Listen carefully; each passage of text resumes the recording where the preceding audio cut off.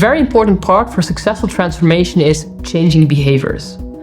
You might recognize that it's really hard to translate those insights from your CX research into behaviors for both employees and leaders, let alone that companies struggle to actually change those behaviors. Why is that so important? Because from all the research that I've done in the past 25 years, every time we see that the number one driver for customers is this human aspect. Give me personal attention. Treat me with respect. And this human aspect means behaviors. Behaviors of employees and behaviors of leaders. This is where habit hacking comes in.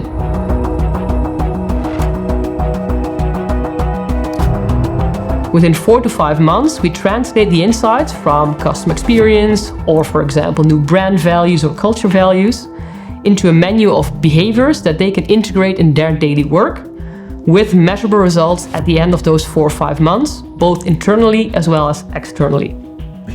So the first step that we do is we create so-called habit menus.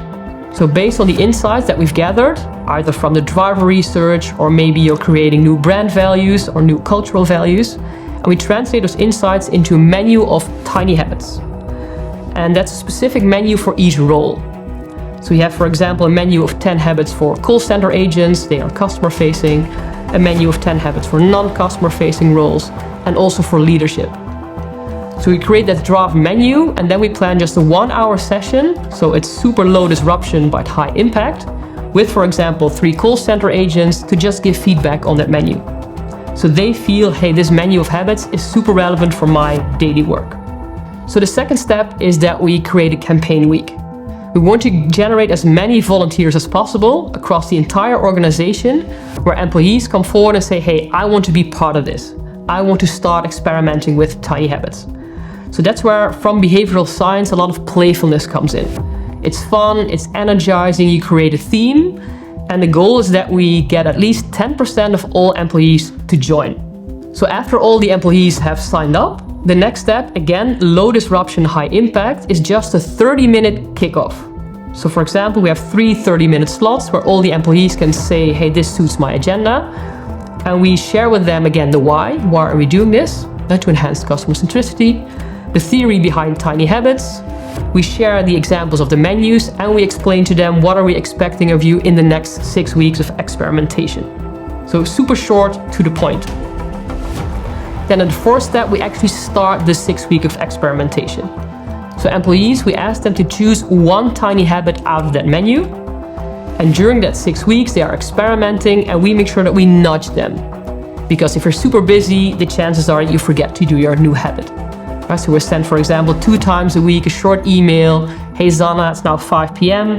Wouldn't it be nice to end the day with making a customer happy?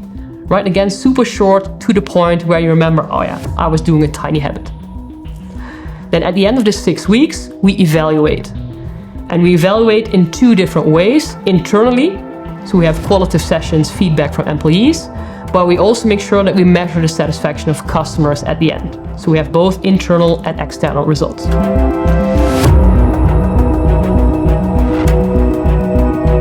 The impact that habit hacking makes in organizations that have worked with this approach is both internally and externally.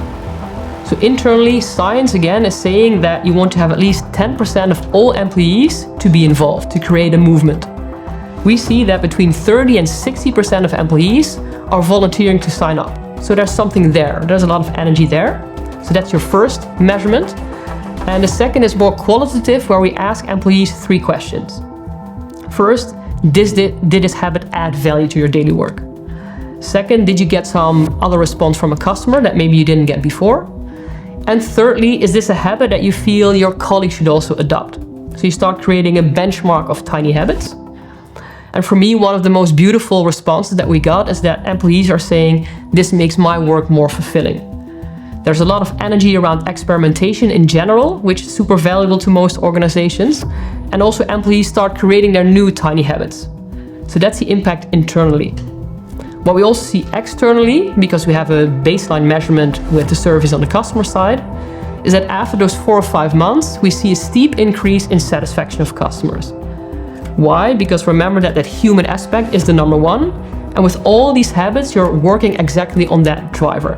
So that's why we see this increase that really has a big impact for customers.